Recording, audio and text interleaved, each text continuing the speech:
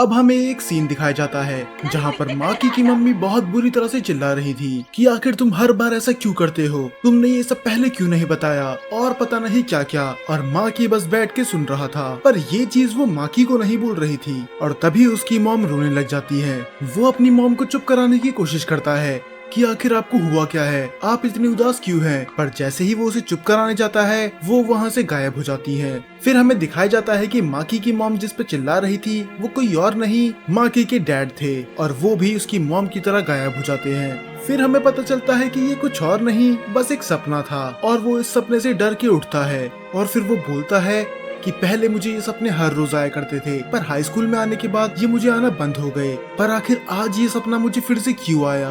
अब इस सपने की वजह से उसका थोड़ा मूड तो खराब हो ही चुका था, पर अब उठने के बाद जब ये इसके बारे में अच्छे से सोचता है तो उसे रियलाइज हो जाता है कि उसे ये सपना क्यों आया था। दरअसल ये हुआ था ऊमी के कन्फेशन की वजह से। कल रात को ऊमी ने उससे एडमिट कर दिया था कि ऊमी उससे प्यार करती है, और इसमें कोई शक नहीं है कि माकी भी उससे उतना ही प्यार करता है। पर क्या प्यार जैसी चीज सच में भी कुछ होती है या फिर बस ये एक अट्रैक्शन है? और वो अपनी पुरानी फैमिली फोटो देखने लग जाता है जिसमें उसके मॉम, उसके डैड और ये खुद तीनों ही खुश थे। और वो बोलता है कि मॉम डैड से बहुत ज्यादा प्यार करा करती थी, पर डैड ने उन्हें छोड़ दिया, और इस चीज को मॉम ने पूरी तरह से डिस्ट्रॉय कर दिया था। ऐसा बहुत कम ही बार होता है जब वो खुल के हंसती हैं, और वो इतनी टेंशन लेती हैं कि अब तो मुझे उनके चेहरे पे झुर्रियां तक दिखती हैं।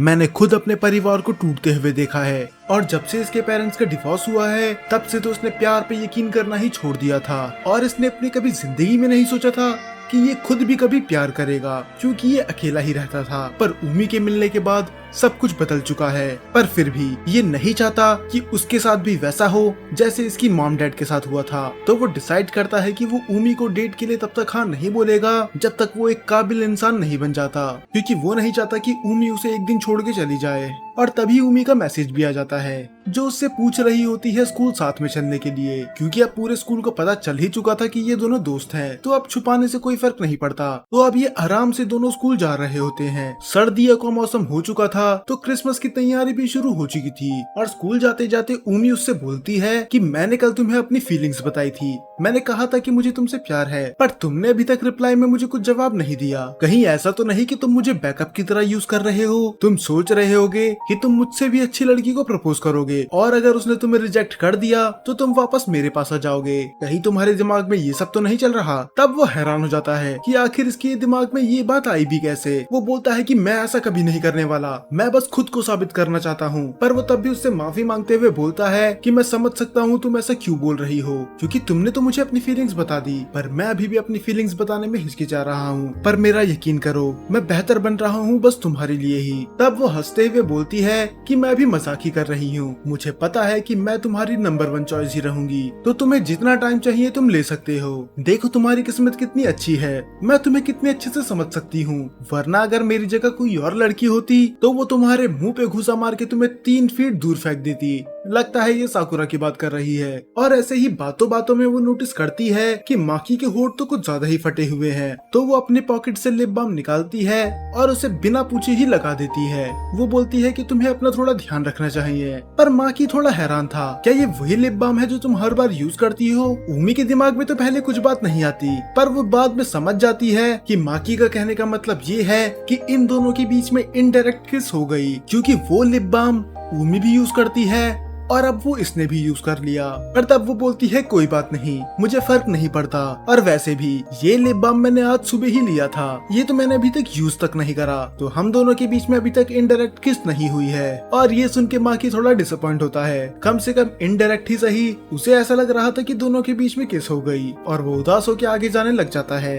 पर तब वो उसके कान में धीरे से बोलती है कि हम दोनों सेम लिप बाम यूज कर सकते हैं अगर हम डेट करने लग जाए तो। और वो ब्लश करने लग जाता है और रूमी वहाँ से भाग जाती है, और ये दोनों ही पहुँच जाते हैं स्कूल। और स्कूल जाते ही यू ऊमी पे एक पपी की तरह झपट्टा मार देती है और वो उसे अपने साथ लेके चली जाती है। पता नहीं ये इसका पीछा कब छोड़ेगी। और अब ये उन दोनों का अच्छा दोस्त बन चुका था तो रीका भी उससे बात कर लेती है। वो उसे गुड मॉर्निंग बोलती है और वो उसे क्लास लीडर कह के बुला रही थी, माँ की कहने के बजाय। और ये बात माकी को थोड़ी अजीब लगती है कि तुम मुझे क्लास लीडर क्यों बुला रही हो। तब नीना बोलती है कि मैं क्यों ना बुलाऊं, तुमने हमारी क्लास को लीड करा था समर फेस्टिवल में, और तुम और उमी ही वो रीजन थे जिसके वजह से हमारा क्लास जीता, तो हाँ तुम हमारे लीडर ही हुए। पर वो उसे समझाता है कि ये बस मेरा काम नहीं था, सभी बच्चों ने इक्वली मेहनत करी है और उनके बिना हम ये नहीं कर पाते। पर वो फिर भी बोलती है कि ये आइडिया तो तुम्हारा ही था। पर खैर वो सब बातें छोड़ो, मुझे तुम मुद्दे की बात बताओ, क्या तुम और उमी डेट कर रहे हो? तो बताओ ना बात कहाँ तक पहुँची। क्या अभी तक तुम दोनों ने एक दूसरे का हाथ पकड़ा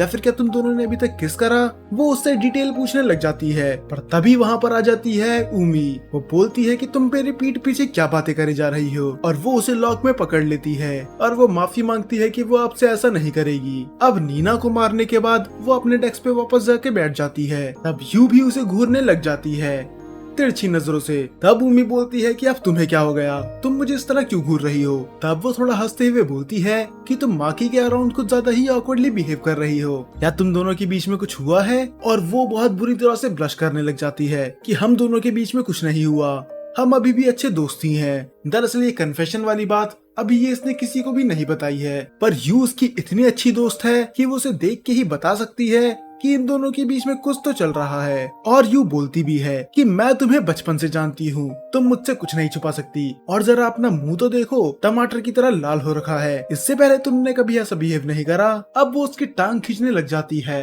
और इन दोनों की बात कोई और लड़का सुन रहा होता है जिसकी नजर काफी देर से उन दोनों पे थी। खैर अब ये टैक्स पे क्रिसमस के बारे में बातें करने लग जाते हैं कि क्रिसमस आ रहा है। माकी उसे इनवाइट करता है अपने घर पर उमी बहुत गुस्से से मना कर देती है कि उसके कोई और प्लान्स है, और वो गुस्से में क्यों थी ये हमें बाद में पता चलेगा। हालांकि वो गुस्से से ज्यादा उदास थी। फिर सीन कट होता है और हमें दिखाया जाता है कि एक लड़का यू को प्रपोज कर रहा था। हालांकि ये ऑन स्क्रीन नहीं दिखाया है, पर यू को अभी तक लगभग आधे से भी ज्यादा स्कूल प्रपोज कर चुका है। वो लड़का उससे पूछता है क्या तुम मुझे डेट करोगी, हम दोनों क्रिसमस पार्टी में जा सकते हैं, पर यू मना कर देती है। वो बोलती है कि मैं नहीं जा सकती, मुझे अपने दोस्तों के साथ जाना है, और वैसे भी कोई और है जिसे मैं पसंद करती हूँ, अब बस ये माकी की बात ना कर रही हो। और ये सब नीना, उमी और माकी सुन रहे थे। हालांकि माकी को तो अजीब लग रहा था कि किसी की बातें ऐसे सुनना अच्छी बात नहीं होती, पर यू भी कोई शरीफ नहीं थी, वो खुद भी ऐसा ही करती। तो अब ये क्रिसमस पार्टी के बारे में सोचने लग जाता है। तो दरअसल हुआ ये था, क्रिसमस पार्टी के लिए रजिस्ट्रेशन बहुत पहले करना था, पर जब रजिस्ट्रेशन करने का टाइम था तब उमी और माकी के बीच में दोस्ती नहीं हुई थी, और वो किसी से स्कूल में बात नहीं करता था, तो उसने पार्टी के लिए रजिस्ट्रेशन करा ही नहीं। और इस बेचारे को अब बुरा लग रहा है कि वो उमी के साथ टाइम स्पेंड नहीं कर पाएगा, और यही रीजन था कि उमी ने उसे क्रिसमस पार्टी के लिए मना कर दिया था। अब तो वो यही सोच रहा है काश वो पास्ट में जाके अपनी गलती सुधार सकता। और जब ये बात यू को बताता है वो भी हैरान हो जाती है कि ये तो बहुत बुरी बात है, मुझे लगा तुम अभी भी रजिस्ट्रेशन कर सकते थे, तुम्हारे बिना तो पार्टी में मजा आएगा ही नहीं। पर वो बोलता है कि इसमें किसी की गलती नहीं है, मुझे पहले ही रजिस्ट्रेशन कर देना चाहिए था, कम से कम तुम तीनों तो मजे कर ही सकती हो। तब वो बोलती है कि तुमसे किसने कहा कि हम तीनों साथ में जाएंगे, मेरे कुछ अलग प्लान है, क्योंकि उस दिन मैं जाऊंगी अपने बॉयफ्रेंड के साथ। और ये सुन के सभी हैरान हो जाते हैं कि भला इसका कब से बॉयफ्रेंड हो गया। और यू बोलती है कि तुम हमसे तो सारी खबरें निकलवा लेती हो, और जब तुम्हारी डेट करने की बात आई तुमने बताया तक नहीं। तब वो बताती है ये बहुत जल्दी में हुआ। दरअसल स्कूल फेस्टिवल के टाइम मेरे सीनियर ने मुझे कन्फेस करा था और मैंने हाँ बोल दिया। क्या तुम्हें और डिटेल चाहिए मेरे न्यू बॉयफ्रेंड के बारे में? और वो दोनों मजे लेके सुनने लग जाती हैं। पर हमें दिखाया जाता है कि वो लड़का जो उन्हें पहले घूर रहा था वो अभी भी इनको घूर रहा था।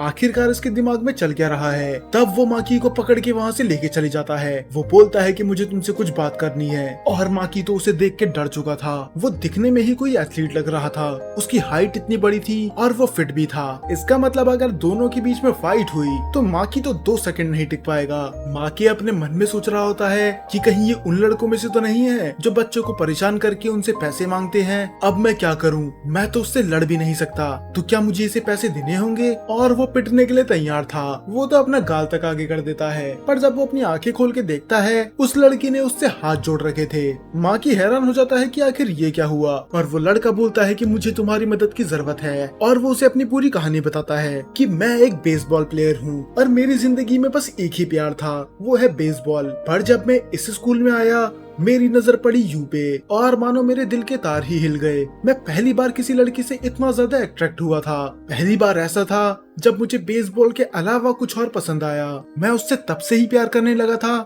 जब मैंने उसे स्कूल में पहली बार देखा। पर बस फर्क इतना था मैं उससे कभी कुछ बोल नहीं पाया।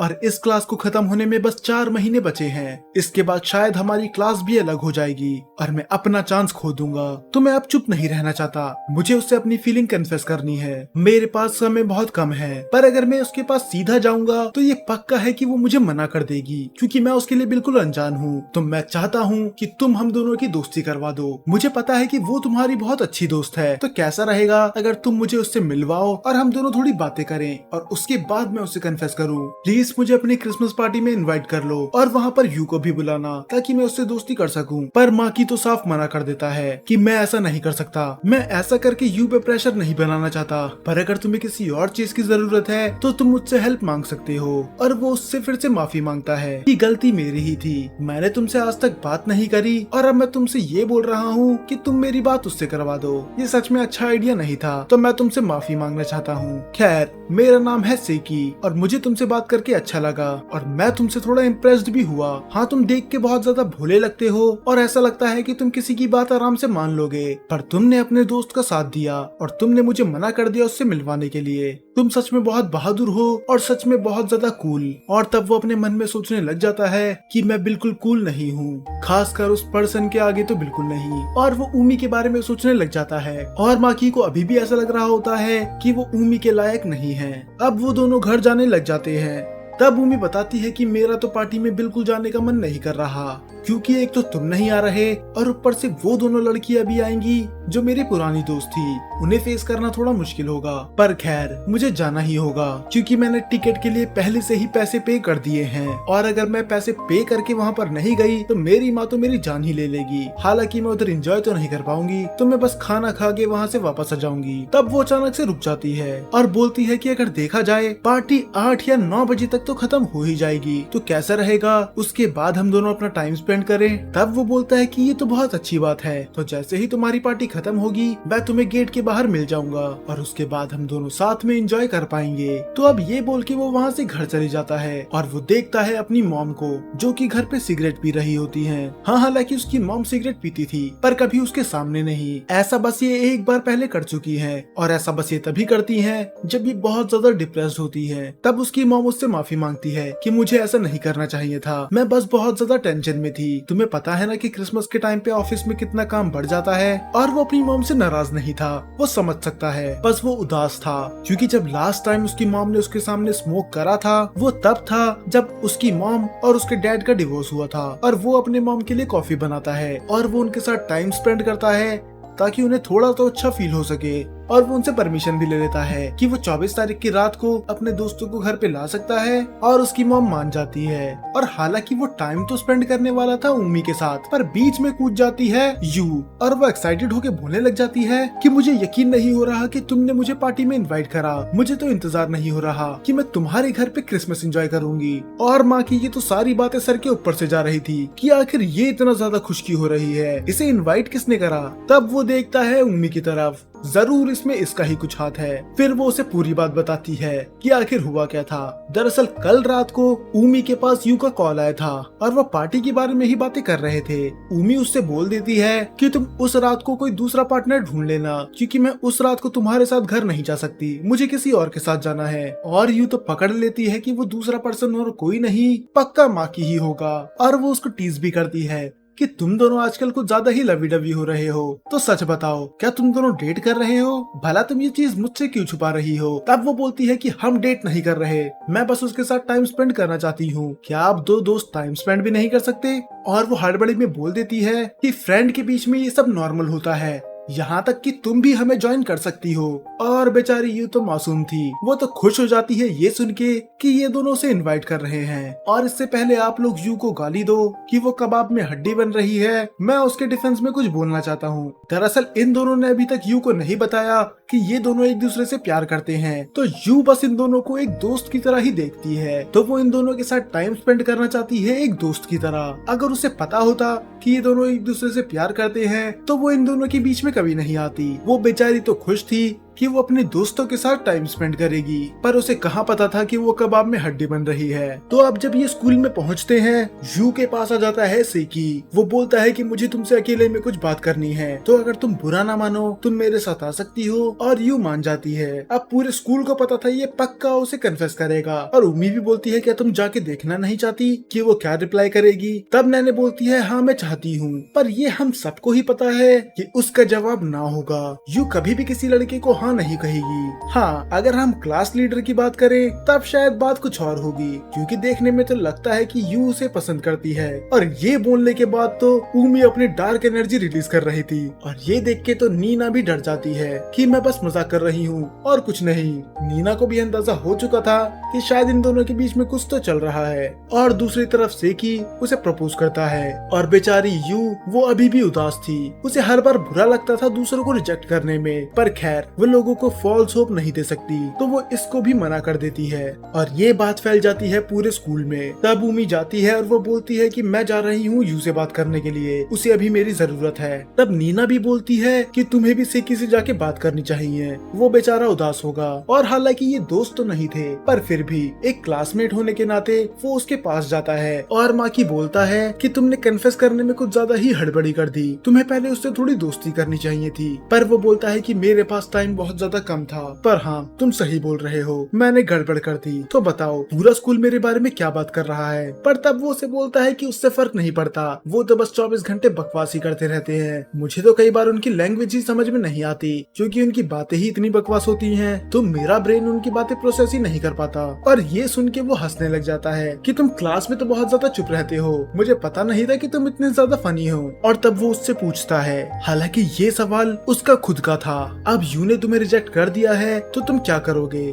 फिर वो बोलता है कि मैं मूव ऑन होने का ट्राई करूंगा और शायद मैं कोई और प्यार ढूंढ लूंगा। पर ये बात तो माकी को भी पता थी कि ये इतना आसान नहीं होने वाला। तब वो बोलता है कि प्यार के मामले में तो तुम्हारी किस्मत बहुत अच्छी है, तुम उमी को डेट कर रहे हो ना। तब माकी हैरान हो जाता है कि ये तुमसे किसने कहा। हाँ मतलब हम एक दूसरे को पसंद करते हैं, पर हम अभी डेट नहीं कर रहे, आखिरकार ये अफवाह फैला कौन रहा है। तब वो बोलता है कि कोई भी तुम दोनों को देख के बता सकता है कि तुम दोनों डेट कर रहे हो, क्योंकि फेस्टिवल के बाद से ही उमी अपने आप पे और ज्यादा ध्यान देने लगी है और अब वो पहले से भी ज्यादा हंसती है। और जिस तरह वो ब्लश करती है तुम्हारे आगे, तो कोई अंधा भी बता सकता है कि तुम दोनों साथ में हो। पर माकी बोलता है कि हाँ, हम दोनों एक दूसरे को पसंद तो करते हैं और उसने मुझसे कन्फेस तक करा, पर मैंने अभी तक उस चीज का रिप्लाई नहीं करा, क्योंकि मुझे लगता है मैं उसके लायक नहीं हूँ, और जब तक मैं उसके लायक नहीं बन जाता मैं उससे अपना प्यार कन्फेस नहीं करने वाला। पर सेकी उसे समझाता है कि हालांकि मुझे कोई हक नहीं है प्यार के बारे में एडवाइस देने का, क्योंकि मैं खुद रिजेक्ट हो चुका हूँ। पर एक बात मेरी ध्यान से सुनो, तुम्हें ज्यादा देर नहीं करनी चाहिए। उमी एक सुंदर लड़की है, उसके लिए लड़कों की लाइन लगी है, तो कहीं तुम इतनी भी देर मत कर देना कि कहीं उसे कोई और चुरा के लेके चली जाए। और ये एडवाइस मैं तुम्हें एक भाई होने के नाते दे रहा हूँ। और वह हैरान हो जाता है कि इसका मतलब क्या है भाई होने के नाते। और ये हैरान इसलिए होता है क्योंकि इसका कोई भी दोस्त आसानी से नहीं बनता, और ये लड़का इसे अपना भाई बोल रहा है। तब वो बोलता है कि तुम इतने हैरान क्यों हो, मुझे तुमसे बात करके बहुत ज्यादा अच्छा लगा और तुम मुझे एक ब्रो वाली वाइब देते हो, पर अगर तुम्हें पसंद नहीं है तो मैं तुम्हें ये नहीं बुलाऊंगा। तब वो बोलता है कि मेरे कहने का मतलब वो नहीं था, दरअसल किसी ने भी मुझसे आज से पहले ऐसी बात नहीं करी। मैं बहुत कम लोगों से बातचीत करता हूँ और मैं थोड़ा हैरान भी हूँ, क्योंकि जब तुमने मुझसे मदद मांगी थी मैंने तुम्हारी मदद बिल्कुल नहीं करी, पर तुम मेरी मदद करने के लिए पूरी तरह से तैयार हो।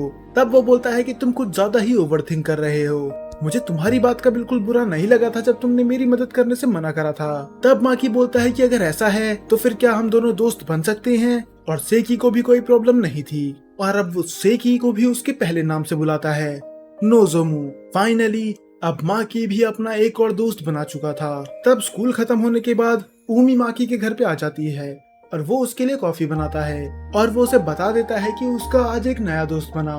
तब वो थोड़ी हैरान होती है कि तुम दोनों की वाइब तो बिल्कुल ज्यादा अलग थी, तुम इतने शांत रहते हो और वो सेकी वो तो बेसबॉल खेलता है, तो मैंने कभी सपने में भी नहीं सोचा था कि तुम दोनों दोस्त बनोगे, तुम दोनों तो कितने ज्यादा अलग हो। तब माकी बोलता है कि लोग बस दिखने में अलग लगते हैं, पर हमें उनके बारे में तब पता चलता है जब हम उनसे जाके थोड़ी बात करते हैं। और ये बात सही थी, क्योंकि पहले उमी और माकी भी दोनों बहुत अलग अलग पर्सन लगते थे, पर इन दोनों की हॉबी सेम थी। और यू बोलती है हाँ ये थोड़ा अजीब तो है, क्योंकि आज ही यू ने उस लड़के को रिजेक्ट करा और वो तुम्हारा दोस्त बन गया। पर खैर अच्छी बात है कि तुम अब और दोस्त बना रहे हो। अब सेकी की बातें उसके दिमाग में चलने लग जाती है कि तुम देर मत कर देना उसे अपनी फीलिंग्स बताने से। तो वो उससे एक रिक्वेस्ट करता है कि कैसा रहेगा कि अगर हम दोनों अगले सैटरडे को मिले मूवी देखने के लिए।